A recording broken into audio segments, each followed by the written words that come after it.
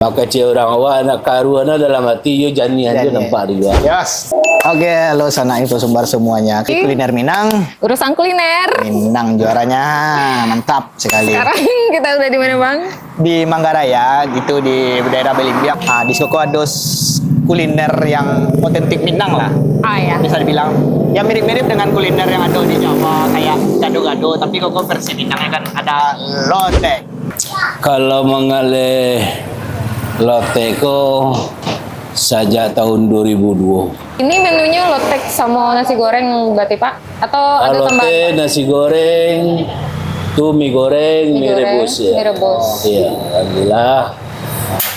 Yo, rezeki ko memang yo harus disyukuri. Nah, kalau seporsi lotek, nah kinilah 3.000. Nah, porsi tidak pernah pak kurangan. Apa tuh Mas Lotek?